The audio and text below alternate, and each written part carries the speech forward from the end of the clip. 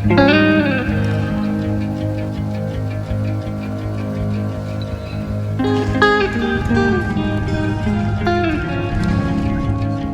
right up.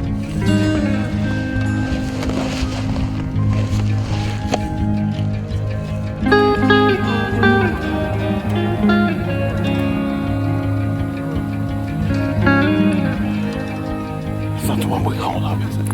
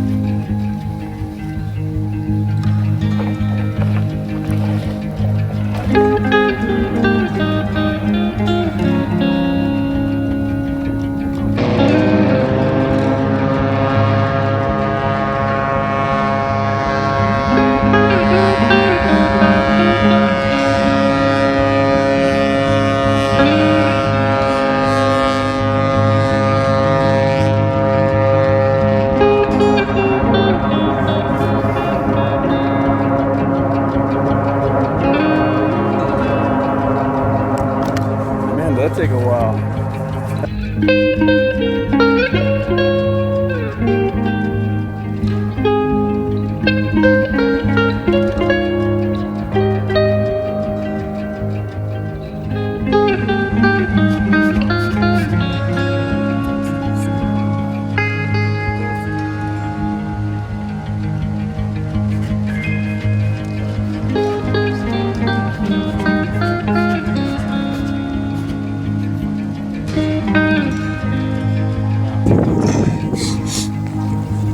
And this is how you come down.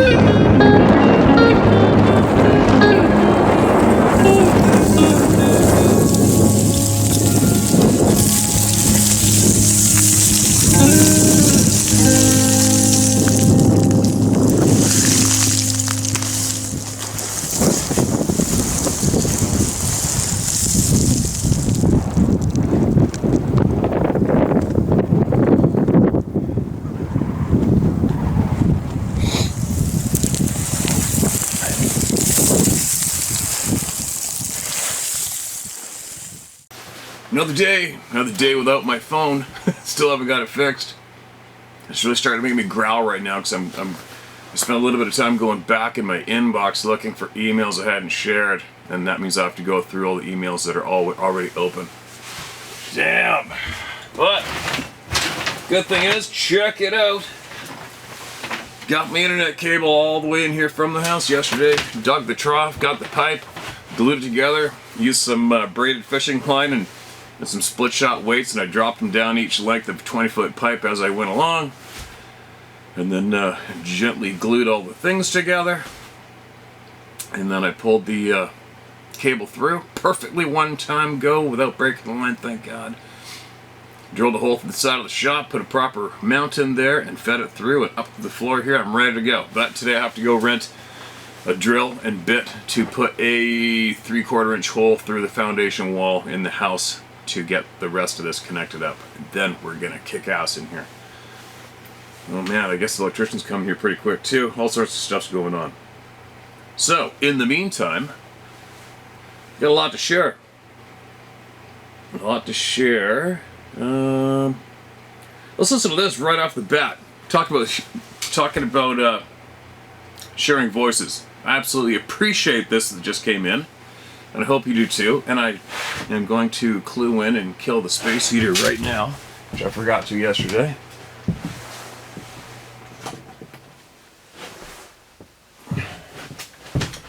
Nothing worse than background sound, right? Now, let's listen to this. You know, a lot of people, and I gather there's a lot of people in some other communities who have been sarcastic and a little angry because it hasn't been me, but it has been our First Nations friends who shared with us the original name they have for these forest people. Where there's some disgruntled Bigfoot people who are angry with me for promoting that word, thinking I came up with it. So, listen to this kind, generous voice that came into us today, or the other day. Listen. Let's listen to this. Good morning. My name is Deborah Roberts. I am a member of the Sault Ste. Marie tribe of Chippewa Indians. I have been following your channel channels for probably a year now. I really enjoy them and enjoy all of the stories and all you do for people's voices to be heard. I just wanted to share with you how we, the Anishinaabe people, pronounce Sabe, and that's it. Sabe is how you pronounce S-A-B-E, and that is what we call Sasquatch, Bigfoot, Sabe. The other is Anishinaabe, and that is interchangeable with Ojibwe, Chippewa, and Anishinaabe. All the same thing, and is just the name of our people. So those are the two words I want to share the pronunciation of: Anishinaabe and Sabe. I've been listening most recently to Mr. Ash, and he is from the Upper Peninsula, and that is where my tribe is.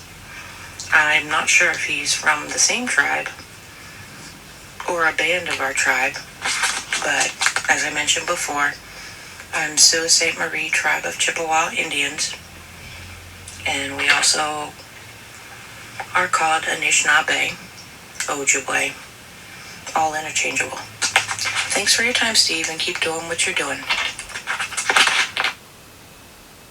How sweet was that? Absolutely appreciate that. Especially for me, because I know I was mispronouncing the native names myself. Guilty. Absolutely appreciate that. We had a lot of people writing in, spelling Sabe, S-A-V-V-E-Y, S-A-V-V-A-Y, etc., etc. There you go. Straight from the mouth. Alright? Absolutely appreciate you. Huge. Thank you so much. Appreciate that. Now, moving along. Excuse me. This is my old phone. It's kind of funny looking at it because there's old pictures in it. And when we first bought this place, how much of a mess it was. Old emails in it. All the way back to when I first started. All the way back to when we all started sharing openly about all this crazy stuff. And we're laying in bed going through the photos, and all of a sudden, boom! There's a photo that I took, I think right after we were swimming, and a great big frickin' bear came out on the other side of the river. I took a photo of him with my cell phone. And I noticed a dark object above the bear once I got home. Like, what's that? That's not a shadow. And I'm going to share this photo again. And I already know, you very few Karens out there. I know I'm not a big promoter of photographs. They don't do too much for me at all. Whatever, it is what it is. You want to show you this photo that I took, not intentionally, took a picture of the bear. Then right above the bear was this, I don't know, call it whatever you want. But if you zoom it up, it looks like it is a bit of a sloping head, a little bit of a possible jut out where the brow would be, and two eyes, and tapering down straight to shoulders on the right side of the photo as I look at it. And then I remember I went back there in the winter when all the vegetation was gone, and there's no stump there. So, there you go. Thought I'd re-share that again, and that is a big bear down below. And I had trail cameras, excuse me, just to the left of that bear, about 10 yards in and back, is where I set the trail camera that faced the river where all the bears were going across. Remember that? That's where that camera was. So, just so you know, I have been right there, and I know for a fact that the ground is flat and level, fairly flat and level through there, underneath that green underbrush. It doesn't climb up. So that ground right there, where the bear is behind it, stays fairly level for at least 30 meters back until it starts to go up through the timber. Anyway, interesting, and that is as well where I've had things thrown at me. Some weird people have caught weird things flying behind me in the river. Numerous sightings. It's huge swamp straight back behind there too. Huge, nasty swamp. Two rivers converge on the other side of that timber. Anyways, thought I'd share that again. Why? Because, well, we saw it last night and we're both kind of looking at it like, yeah, that was a really weird one. But it is what it is. It's just a photograph, right? It's something a lot taller than that bear. Same color. Odd shape. And it's not there anymore. When the leaves go down, there wasn't a pile of logs there or anything, right? Interesting, right? Do I think that was something odd, alive, caught on my photograph? Do I think so? Yes.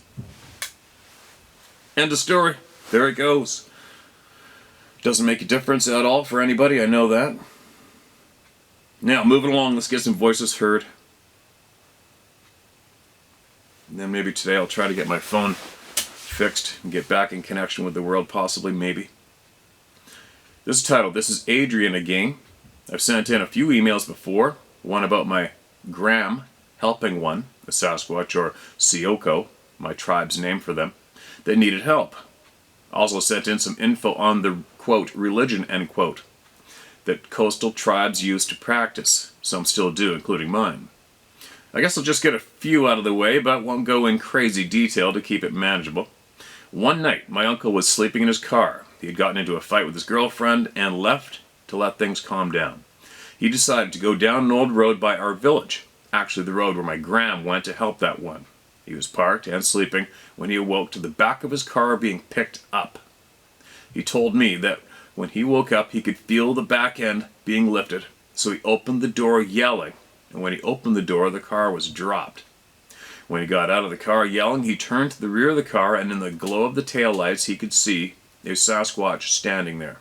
He said he couldn't see his face or anything, but he knew what it was right when he saw the lights glowing on it. He was still yelling when he realized what was happening and immediately got in the car and punched it. He could see its arms come down and hit the trunk as he took off. It didn't end there.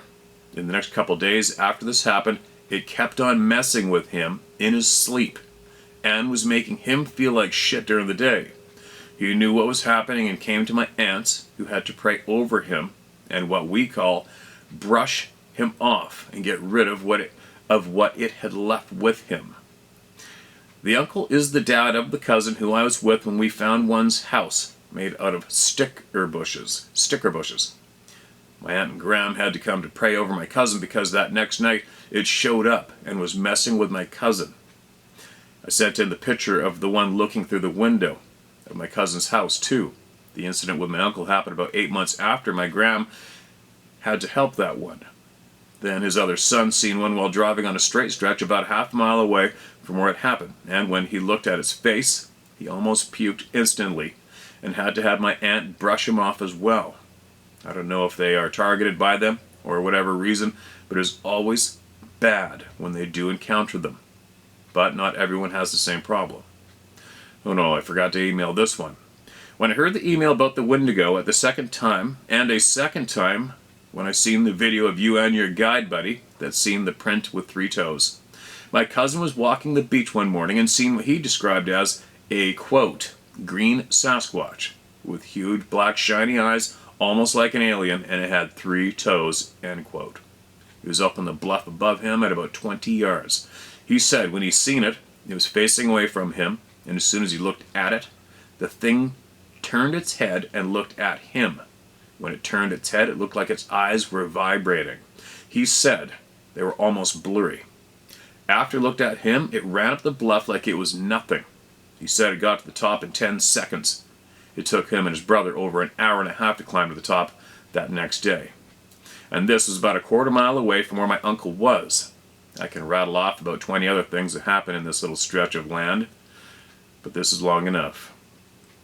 And then you leave a email for me. A note for me. All right, and I will read that shortly. And I appreciate you sending that in a lot. And if you want to send in more, please send in more for the rest of the people to hear too. All right, and I will read this piece that you sent me. You got your phone number. All right, gotcha.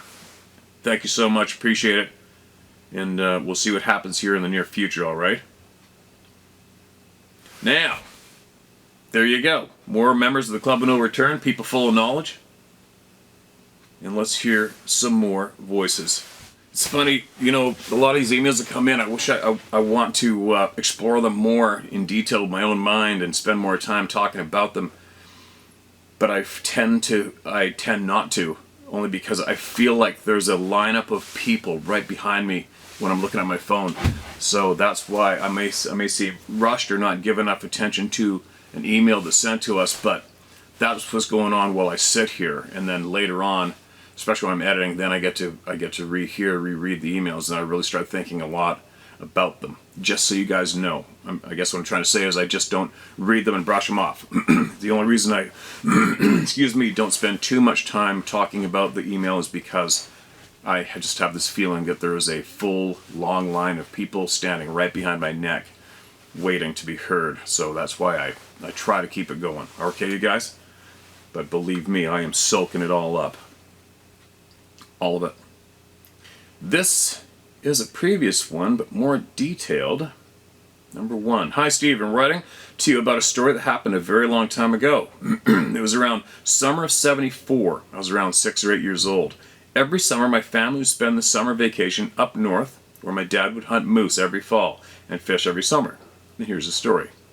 You need to imagine that there was no paved road to get there. Every summer, the roads would be washed away by beaver dams and had to be rebuilt by shovel by my father and friends. We just spent an hour and a half to go to a spot to pick blueberries by dune buggy. We just got there, 15 minutes. I was following my father, and he was able to glance over a small bump. He grabbed my arm and told me to go back to the dune buggy. Like I said, we just spent over an hour to get there, and just after 15 minutes we were leaving. I told the entire family to get in.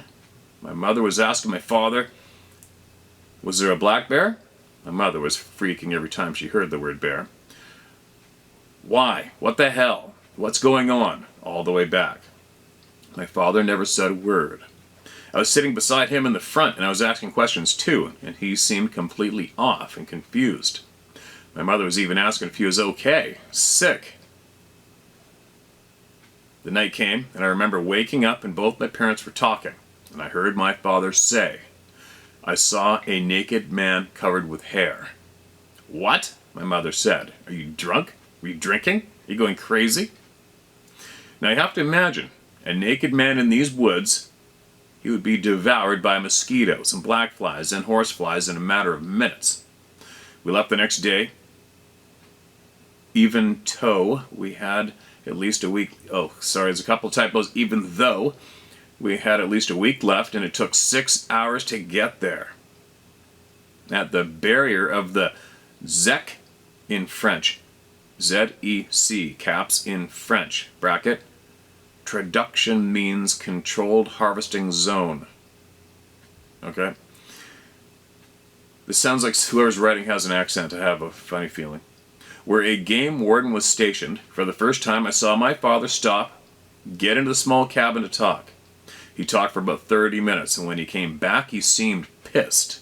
I suppose the game warden told him he was drunk or imagining things, and that's what pissed him off. That was the last summer I would spend there, and my father went for the last time that fall and never went back after. And this was an area that you had to pay every year to have access to the camping sites. Only 6 families had access, and would rotate the access to each other in succession. So, only one group had access at a time. Sorry about the syntax. I'm French and English is my second language. There you go. Called it. Number 2.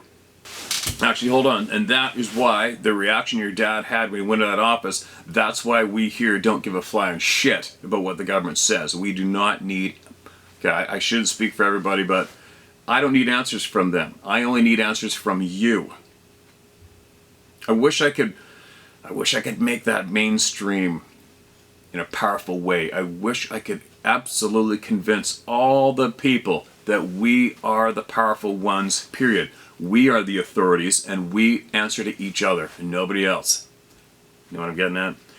We have to take back how our brains have been conditioned to think that we need somebody in that place over there that they call the position of authority.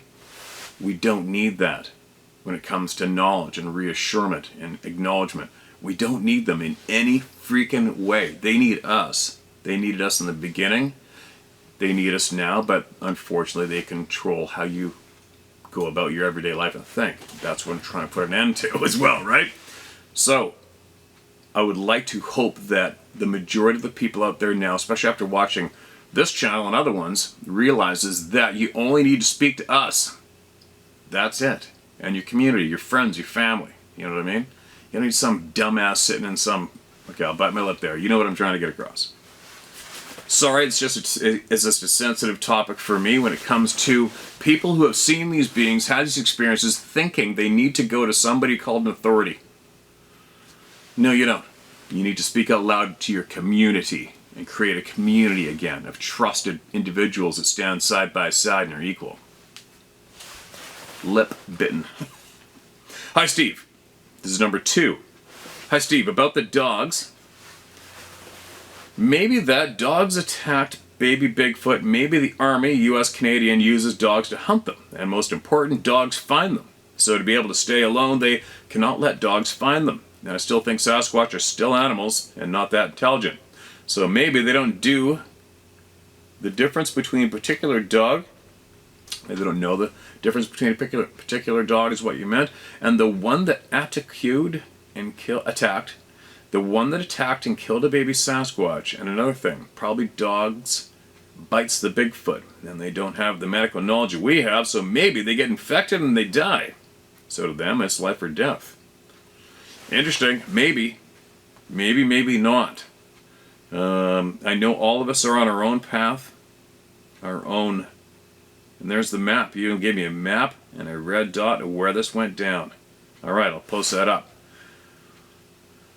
Yeah, are they not that intelligent, you dogs? I don't know. You know what? I know one thing for sure is there's a lot more, there's variations of whatever is going out there. There's multiple different things going on in the woods, alright? Maybe there possibly is something that isn't quite that intelligent and the dogs don't fear and they do attack. Maybe there is. I'm not aware of it. I'm not aware of that myself yet. So far for me, all I have learned from all you is that it doesn't matter how aggressive or the breed of the dog, they cower. We've had military dogs who, quote, were called the assholes of the dogs, end quote, just the other day. Lay down, whimper, don't want nothing to do with them. We've had tracking dogs. Every flavor of dog, trained dog for tracking that there is has been noted to get me out of here. Cry, whimper, hide, scour, the whole 9 yards, right? But anyway, there you go, you guys. There's a map, there's a red dot, the bullseye of where this went down, and if anybody has anything else similar around that area, and you feel anybody here could benefit from it, send it in. Alright? I appreciate you for sending that in too, man. Appreciate it. Alright. Here's another one. It's endless. God, I'm growling that I don't have my old phone. I had it so organized. So many emails in it. Maybe I'll take it to some place today and see if maybe they can salvage it, the contents from it first. I don't know. Anyway, this is titled, Feel Free to Use My Name. Yeah, oh, here's the title of it. I'm not sure this is the right email. The photo is for everyone else. Feel free to use my name. Draven Griffith. I've always had weird shit happen around me. One of the other viewers said I should send this in. Not like I have anything else to lose. The question you were asking, I get you don't want to interact with your Sabe, but if you want to know the story, the only ones to ask are already next to you out in the woods. You could just ask them. Just put it out there. I saw one of those and I was 17. Scared the F out of me when me and my best friend were exploring an abandoned hospital/school in upstate New York. I shot it 9 times center mass with Teflon coated AP 9mm. It fell down to one knee and then ran off. We tracked the blood where we shot it 3 more times and it was still alive after being hit 9 times. I think about that day a lot this past few years. I did the same thing a scared dog does. They bite out of fear. I wish I would have been braver that day. I've never seen another one since that day, and I've never gone back after we tried to bring the cops up there to show them what it was. But when we got back there, all we saw was a huge blood spot. The body was gone.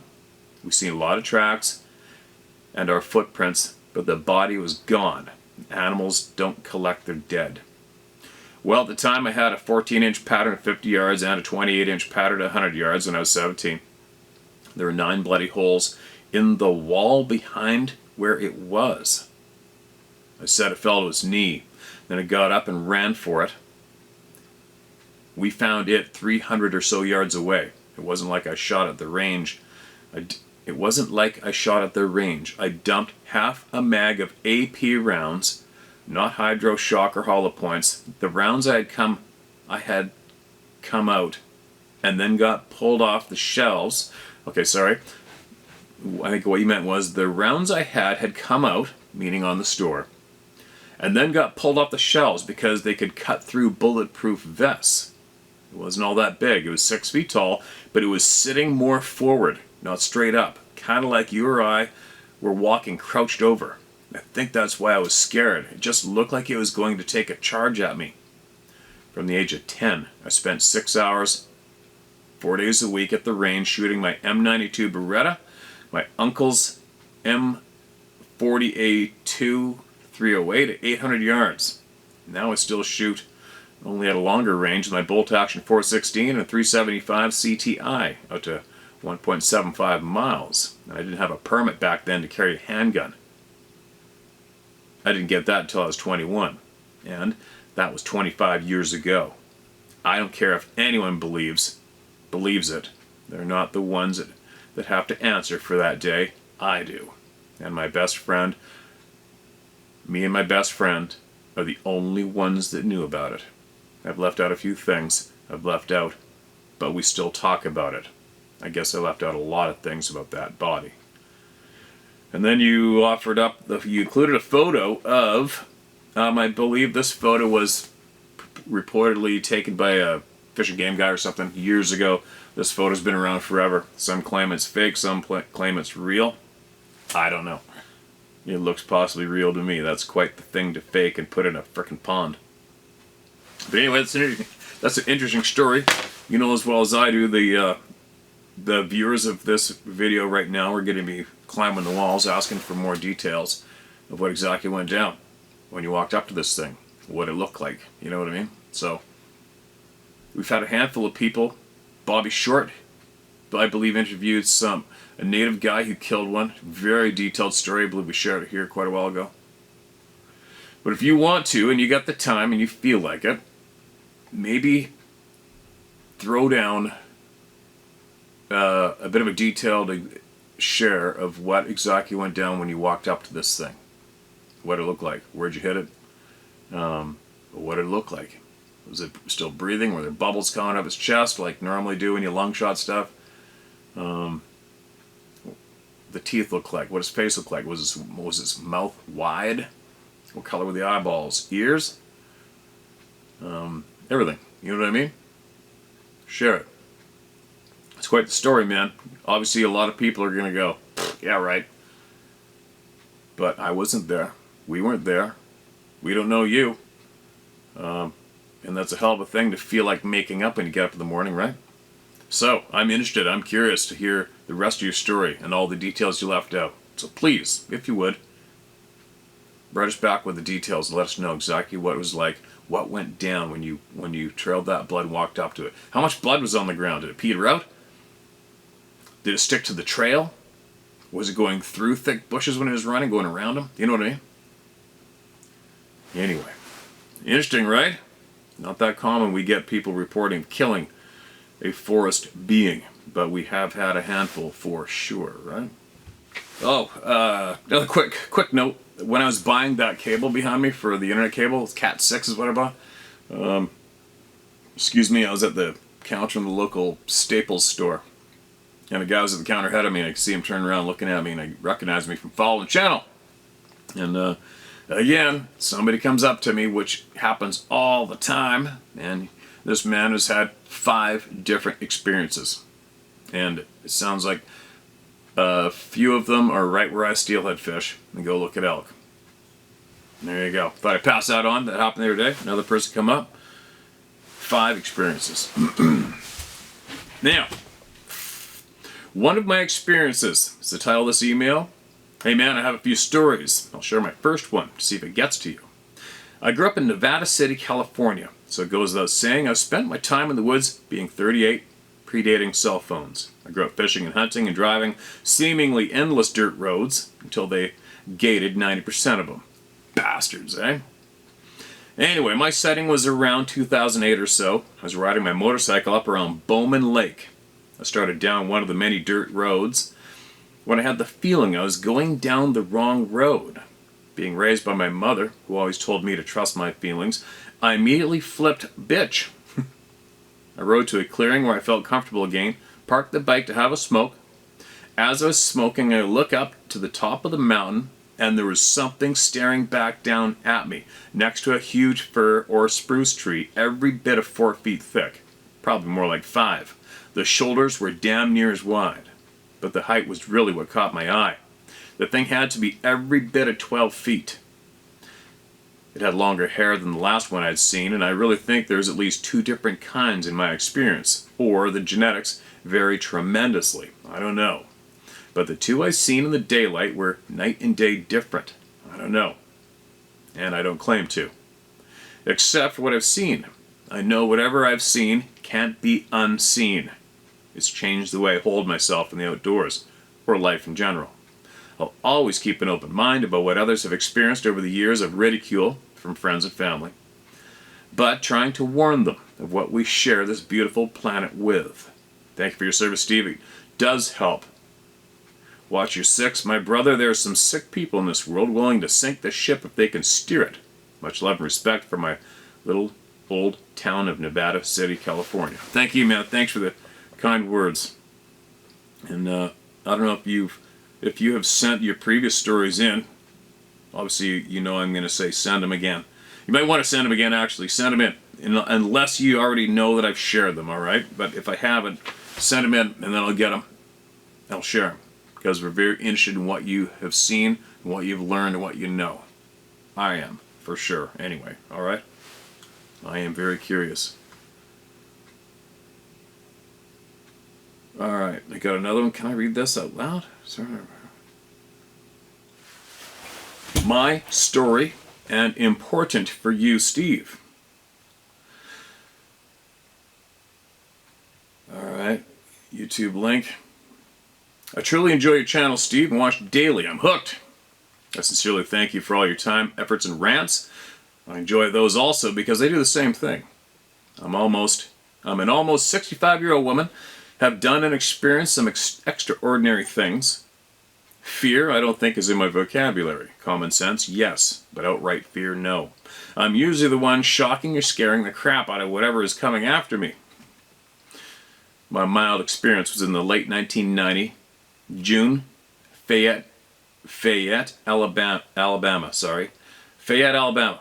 A wildlife preserve backed up to my property line and went for several miles. My dad and I built a 3-acre pond behind my house. The house is very old and the ground there very fertile. My garden was right behind the house, literally. My husband was laying in bed while I was in another room. He whispered for me to come there.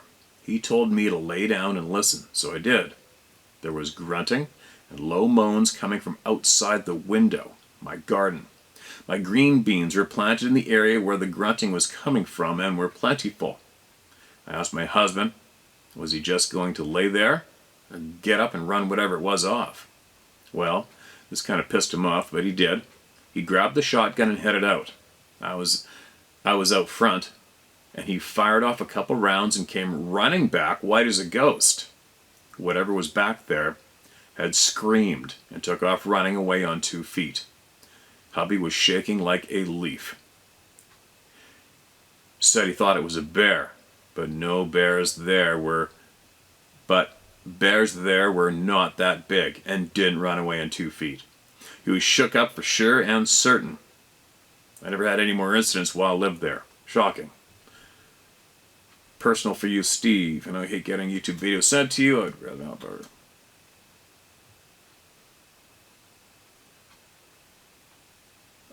Alright, I got you. Alright. Okay, thanks for that, Miss Ann. I absolutely appreciate you sending that in and sending me that link. And if I do get time, I'll try to watch it, alright? Time for me is very, very challenging. I'll tell you what, most of the time. It's frustrating, but I guess that's a sentence I've given myself just because I feel like I'm running out of time every minute of the day for I don't know how many years now. I just feel like I'm running out of time, and I want to do it all. I want to learn it all. I want to see it all. I want to do it all, and I'm stubborn and I do everything myself too when it comes to shit around here, vehicles, whatever. I don't know why I do that. I should probably be hiring people to help me. Probably. With all this too, right? But what do you do? Moving along. Somebody's in the line right behind my neck. I can feel them. Tennessee Sasquatch. Hello, Steve. First things first, my name is Corey. I'm an avid outdoorsman who grew up hunting and fishing. Pretty much everything you can think of. I've been out in the woods at night while raccoon hunting, early morning before daylight while hunting deer, coyote hunting by myself, etc. I don't scare very easily. I love all things outdoors and pretty much lived in the woods surrounding my parents' property. I've lived in northern middle Tennessee, just south of the Kentucky state line all my life. I used to watch Bigfoot documentaries all the time as a young teen and would be fascinated with the possibility of seeing a Sasquatch. Allow me to set the scene for my encounter. It was a particularly hot and dry summer in the American Southeast. My family had a garden out with green beans, tomatoes, okra, squash, cucumbers, bell peppers, sweet corn, and jalapenos growing by the rural county road that we live on. That's funny. I'll never forget. I don't know why. Years ago, I was guiding these two Mexican guys in the mountains for sheep, and I'll never forget him saying, "It's jalapenos, Steve. It's jalapenos, not jalapenos. Jalapenos." Sorry. Comes to mind every time I read or come across that word. We hadn't had any rain in about a week. My parents were worried about the garden getting burned up by the 90+ degree Fahrenheit summer sun. We didn't want to use our well water because of the drought. My dad loaded up a 275-gallon water tote hooked up to a water pump. We went to a creek about 10 minutes from the house and used the pump to fill the tote. It took us about 15 minutes to fill it. When we got back, my dad's plan was for me to scoot the truck up the road. Once in a little while, he stood on the trailer, working the hose hooked up to the pump till the whole garden had been watered. After about 20 minutes, I got stir crazy from sitting on the truck. ADHD is a bitch. Anyhow, I started pacing on the road, waiting for my dad to tell me to move the truck. While pacing, I got that uncomfortable feeling that I was being watched. I casually turned my head to the right without really thinking much about it. I saw a figure at the tree line, so I did a double take. I locked my eyes onto an approximately 7 to 8 feet tall humanoid with long gray hair and splotches of rust red scattered throughout its hair. It had a tall, cone-shaped head, pronounced brow, and deep sunken eyes. A couple seconds later, after I focused on it, it stepped back and to the side behind a big beech tree and disappeared from sight completely. It was roughly 150 meters away, so I couldn't make out many detailed features, but it was undoubtedly a Sasquatch. The heat that we had there was no way it could have been a person. They would have died from heat exhaustion. The next day, my mom, my older brother, and myself were out picking beans at about 5:30 a.m. We were talking and trying to make the most of busting our backs from stooping over. Before I knew it, I noticed a constant knocking sound, like someone or something repeatedly smacking a stick into the trunk of a tree. I said something about it a few times when my mom finally mocked me by saying, "It's a long-lost tribe." She was being a smartass at that moment, but after watching several of your videos, she couldn't have been more right. Anyway, when we got back to picking vegetables, I told my parents about what I saw. My parents have never believed in anything like that, so no surprise that they didn't believe me when I told them. That encounter made me afraid to hunt for the longest time, especially considering that it was nothing unusual for me to leave the woods at dark and walk back to the house using a flashlight. Not for the longest time after that. A few months after that, my dad asked me to go hunting with him on a family friend's farm. We were going mid-morning to early afternoon, so I decided to go.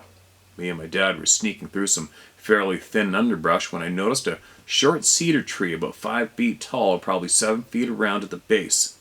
The needles of the cedar tree were roughly about 1.5 feet above the ground, but it was packed down like something had been sleeping under it several times with lots of gray hairs underneath the tree. I pointed out to my dad, who said it was just a dog, which would wouldn't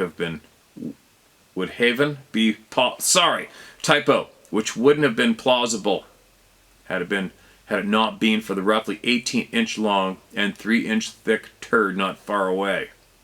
I'm a huge fan of yours. Would love for you to read my half a novel in one of your videos. I love your attitude towards your audience. Thanks for reading. Okay, man, appreciate it. You know what you might want to do is, when did this go down? How long ago again?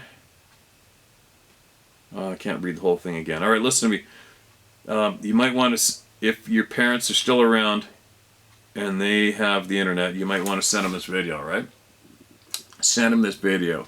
And my message to your parents and all other parents is, your children are all you got, are all they have, right? I mean, if you can't believe your children, what are they going to do? Where are they going to go? Who are they going to go to? Who are they going to talk to? Where are they going to feel safe? You know what I mean? Believe your children. Listen to your children, you guys. Listen to them. You know, I had a friend of mine, son had seen these things twice, and apparently the second time he saw him really shook him up, like really bad. And I was there. We were talking about it, his dad's there, and his dad's like, whatever. And then in private, later on, I gave him shit. I'm like, what are you doing, man? What do you think you're doing? I've seen one of these things. Your son's messed up from that. You're not a safe place. You better be his safe place. All you parents, you should be your children's safe place at all times. You know what I mean? It's not good to not believe somebody when they didn't ask for it. They did. Nobody's asking for this shit. Nobody asked to see this. Nobody asked for this reality to be slapped in their face. And it is one hell of a sentence to keep that pent up inside between your ears because you're scared of your family? What? It's not right. Right? It's not right. It's not right. There's but lip bitten. Alright. Let me get one more shared here, alright, you guys, and then I gotta get going. Got a lot to do. I gotta go down to the Yamaha dealer to give him shit about my quad that I waited 2 weeks to get it in and got it in on, the 13th, and I hadn't heard from him since. I need that thing. And I gotta get the drill to pump the hole through the foundation in the house, and on and on. It's titled A Vocal Encounter. Hello, Steve, in the How to Hunt community. My name is Pete B, and anyone, whoever thinks these stories and beings are a joke, you can shove it. Did I read this? Finally, after listening to the channel for a year now, I figured I'd share my story in hopes to help more people put some pieces together. This takes place in Two Harbors, Minnesota. Did I read this? A buddy of mine has a cabin in that area, and we were going up there for the weekend. The snow was starting to melt, so this must have been around March of 2020. My buddy and me had another friend that came with us as well. I'll reference the buddy who has the cabin as Buddy, and the other as Buddy, LOL. Okay, Reddit, sorry. I'm a little unorganized, you guys. Reddit, let's get to another one. Alright, here we go. What's this one? This is titled, What Is It? Hey Steve, I emailed you some pictures I took at night a few days ago. This is something I took back in August last year. My son and I were walking in the woods a few months back after my son had seen something running down the hill in the woods and across a creek. He said it was abnormally fast, and it looked like it was gliding across the creek. So, we went in the woods the next day. I was armed with a .308 SBR, but didn't take a shot. We heard clawing. We heard clawing and clicking and growling noises in the treetops. From a distance, we saw what I caught on film. I couldn't get my phone to take a clear picture, and it's a Samsung Galaxy S20 Ultra, so it should have been crystal clear. I tried to take a video, but it stopped filming after around 3 to 4 seconds, and it was blurry. The image I sent was the one frame that was somewhat clear. We decided to let it be. The next day, it wasn't there. The limit was around 10 inches in diameter, so what we are looking at appears to be a big, upside-down, elongated face with pointy ears. Looking at me and my son, I would say the face is around 1.5 feet long. Thanks, Mark McWhirter. That's a weird one. First, you think it's almost like a bat hanging upside down by his feet, but you know what? Again, I wasn't there. I didn't see what you were seeing, and unfortunately, the picture isn't in too much of great detail to share on YouTube. You know what I mean? Pretty interesting and creepy, especially that it's not there again. There you go. Shared. I know there's some other things that I was going to touch on and ask you guys, but my brain's frickin' spinning right now, and I have got to start slowing down in the morning and writing things down that I need to get out publicly here, but I keep screwing up. I guess I just got too much shit to do right now. And I gotta get moving. Quick note, I'm making plans to go, I'm going to go in near what is called the Carmana on Vancouver Island. You can Google that up. I know a lot of people have had first-hand encounters there, and I'm not going there to have an encounter. I want to go there to look for shed bull elk antlers. There's some monsters in there, and I want to hike around and find them.